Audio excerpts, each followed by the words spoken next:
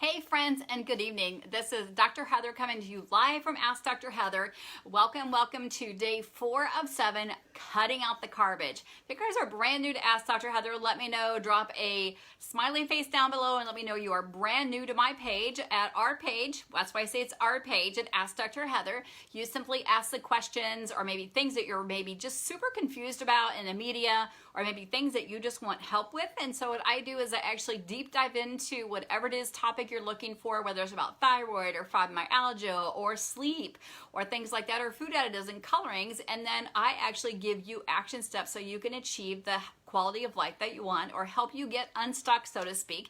And so what we do is we say that every day you show up, that's a positive. That's a super big win because we know 90% of life is showing up. So I'm showing up here a little bit later than normal. I guess I'm showing up here with one hearing and my hair not done, but I wanted to make sure that I showed up today. Today has gone by super quick for me. It is day 4 of 7 of cutting out the carbage. If you've been following us all 4 days or maybe just 2 of the days, please let me know how many days you've been doing out of 7. And then I want you to rate your day. So a 10 would be, I have not snacked the last 4 days. I have had no processed sugar or carbs, and I'm doing great. Maybe you give yourself a 7 where, you know what, I had some processed deli meat, I had a little bit of ketchup or something like that, or mustard that had some soy lecithin in it, and then maybe I had a snack a little bit late. Just kind of rate your day. It's not an all or nothing thing. There's a lot of gray when we talk about making health challenges or health changes, because even 1 or 2% can add up immensely. We say every beginner is a winner. So maybe you ate a whole bunch of carbs yesterday, you fell off the wagon, but by gosh, if you woke up this morning,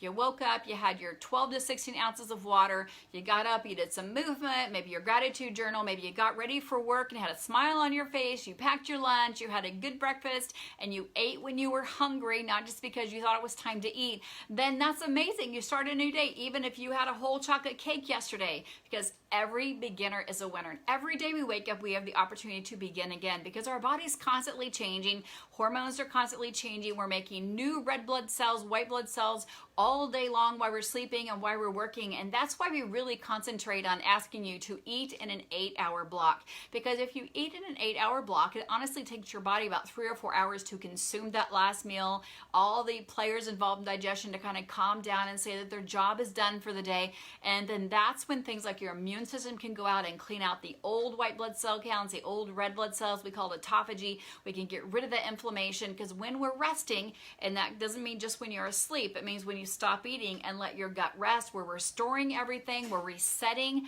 our spleen, we're resetting our blood sugar, so our body's resting and restoring and resetting for the next day. So that's what's so exciting, is that every day you have an opportunity. So I'm really excited to hear from you guys today, and I'm doing this 7-day in case you are brand new, because I had hundreds over the last probably 6 weeks, hundreds of people saying, can you just do like an eating clean 7-day thing? I need to be accountable. I need somebody to show up and tell me what to eat and what not to eat. I'm telling you, we posted a food list down below. You can have any of the protein on there, 3 to 5 ounces. Look at the veggies on list 1. You'll see sweet potatoes are on list 3. So try to stay to the first couple list of vegetables. I don't care if you have 3 heads of cabbage. I don't care if you have 4 cups of broccoli today. It's really just about eating whole food that's going to fill you up, and then adding a little bit of healthy fat on top, whether it's olive oil or sesame seed oil, or maybe you're going to roll and roast some peppers or something in some coconut oil.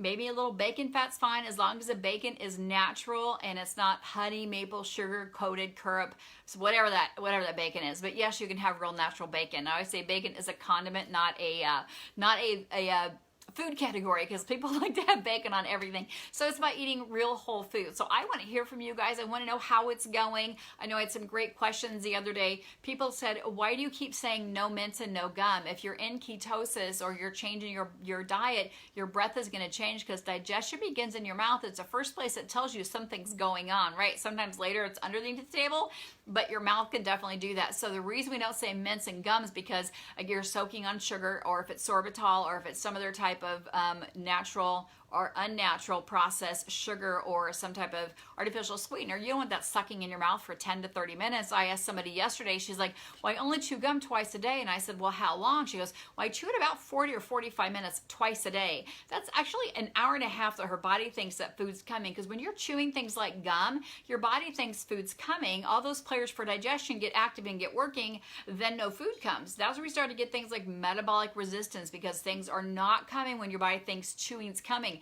And I ask people, if you can chew a piece of gum for 45 minutes, when's the last time you chewed one dinner for 45 minutes, which means you took each bite, you chewed it 20 or 30 times, you set the fork back down, then you got some more lettuce or salad or whatever piece of steak, chew that again, put your fork back down, because I can guarantee you there's not very many people who said, I eat every meal at a 40-minute sitting, because it just doesn't happen. So when you're chewing gum, again, your body thinks food's coming. It changes the pH of your body. So it's just an unhealthy thing to do. There is pilu gum. Somebody asked me about that as well. That's kind of meant to help clean your mouth after you chew food. Is what our ancestors used to do, because they didn't have other types of toothpaste. So that's a reason we suggest no toothpaste and mints, because they generally contain carbs or sugar. And then your body thinks sugar's coming. Anytime you have a carbohydrate, we elicit insulin, and then glucose is the form of it that our body's going to use for energy. But glucose is toxic to our body. That's why our body sends out things to wrap it up and get rid of it and get it out of our body.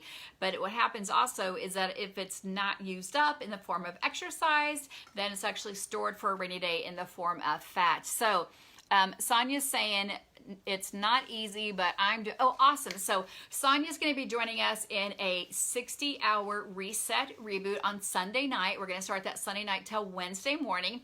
So I love that you're joining us, because what we want to do is just help people kind of get ready for this kind of reboot, where we're actually going to just consume some broth, consume some exogenous ketones, consume some electrolytes, and give your body all the nutrients that it needs. The broth will have about 9 grams of fat, so we'll be right at that 280 calorie mark for 60 hours. Very safe to do. It has all the minerals and herbs that your body needs. Also has a tea that goes with it. But I found that if people can start to clean up their diet before, start to get your stomach back to the proper size, then when you choose to do a fast or you choose to do a reboot, your body's going to be in a much better situation than if you're consuming 200 carbs, or maybe you're not even consuming 200 carbs, but you're eating 16 hours a day. Like you wake up at 6 a.m. and then you're eating your last meal or last snack at 11 a.m. or 11 p.m. That means your body's just working all the time. We know there's more nerves in your gut than your spinal cord. So your nervous system is always working when you're eating all throughout the day. Gum, nuts, even if it's healthy and you're having broccoli and all this kind of stuff, if you continue to eat throughout the day that we were told that we were supposed to do, then it actually overdrives our nervous system. Our nervous system does not get to calm down. Then we get things like brain fog during the day, and then we get insomnia or not good sleep at night. We don't get to that really theta sleep that we need. So many great things can happen when you eat in an 8-hour window. So I challenge you to do this. I also challenge you to tag a friend down here and have them join us. And I've been super excited to do all this with you. And thank you guys for being accepting that I am a little bit late, but I still have boys home here getting ready for finals, and time just got away from me. I was going to do it before dinner, but then I decided I'll jump on after dinner and show, it's not about being perfect. I showed up with one earring. I don't have my earbuds in. I didn't take my ponytail down, but you guys didn't come for how I look. You came because you wanted to show up today. You want to say, yes, I'm going to continue on this journey. I'm only going to have 2 to 3 meals a day. I'm going to cut out the snacking. I'm going to eat in an 8-hour window. No processed sugar, like even in the form of ketchup. No processed meats in the form of like cold cuts and things like that. Just get yourself some chicken and get a hamburger and get some fish and get some turkey. And then just get vegetables. You can buy organic vegetables. Somebody asked me about that. Yes. I do prefer fresh in season or frozen out of season, because we know that freezing is nature's way of saying pause. So I definitely don't like things out of a can, but definitely frozen organic is absolutely okay. You can get them at all of the major box stores. Even Aldi's got some great organic stuff. And we want to make sure you're rotating your food. This is another question I got last night. So maybe beef one day, maybe chicken one day, maybe fish one day, maybe redfish like salmon or trout. Next day do some cod or halibut or tuna, and then maybe have some turkey. Just rotate through that. And same with your veggies. Have green beans, broccoli, cauliflower, zucchini, cabbage, all those amazing sorts of vegetables all have a lot of phytonutrients to them. And they also help bind up excess fat and toxins and scoot them out of your body. And the same with your fats. I don't want to have butter on everything. I don't want to see coconut oil on everything, but rotating through those when you look at the list and again say, oh, I'm going to put some sunflower seeds on my salad today, or I'm going to put some avocado on my burger today, or I'm going to love some sesame seed oil over my sauteed veggies. So just mix it up a little bit, whatever you've got at home. Remember, a tablespoon's a serving, so please don't eat the big can of nuts that you found because nuts are on the list. So make sure you're being conscientious of that, because this is really about identifying your relationship with food. Eating when hungry, stopping with full, and then really notifying, are you eating because are you hangry? Are you stressed? Are you just simply bored? Are you just craving something? Are you tired? Like, why are you eating when you're not really even hungry? And that's really so important these last 2 or 3 days. Because if you've done your homework and you've been able to eat in that window and cut out the garbage, now we're going to ask you, why are you eating when you're eating? Is that, again, because it was the right time that worked for your break, or is it because you just wanted to eat something? So I do challenge you to do that. And I'm going to tell you right now, I am just having a little bit of soul water, I call it. So I have a teaspoon of, yes, a whole teaspoon. People like a teaspoon, just a whole teaspoon of pink Himalayan sea salt, warm water. I have a little bit of lemon in here, and then I have a whole packet of electrolytes because I just feel like I'm super thirsty today, which is normal if you're on a ketogenic diet. Also, as your body's flushing out things, it's super humid here in Kansas. You want to make sure you're washing. If you find that you start an exercise and you're thirsty within 10 minutes, you're already dehydrated. If you stick out your tongue and you find that scallopy on the edges, your body's dehydrated. Or if you look at your lips, and don't say just because it's dry and they're all cracked and stuff, like cracked here and here or cracked here and here, that you're probably dehydrated. Or if you blow your nose and there's nothing that comes out, because your eye should always be moist and your nose should always be able to get a little bit of stuff out, that's another sign that your body could potentially be dehydrated. So take a close look at that. No, the minimum amount of water is 1/2 ounce per body pound. However, knowing that we live in houses with taller ceilings than 8 foot, most of us do. Maybe you work in an industrial building. I know our office has a 14-foot ceiling, even though it's got a drop ceiling. Humid here in Kansas. Maybe you're in somewhere where it's really hot. Maybe you work outside, or maybe in a warehouse. It's got really hot job and you're sweating a lot. Have another 8 to 10 to 12 ounces. If you work out twice a day, another 8 to 12 ounces of water, and then put a pinch or 2 of sea salt in there, or have a nice glass of warm lemon water, soul water with again, pink Himalayan sea salt, kosher salt, Celtic salt, volcanic salt, whatever salt you want to use. I like warm water. Our bodies are 98 degrees. It's always a better absorption when we're actually absorbing something that's around our body temperature.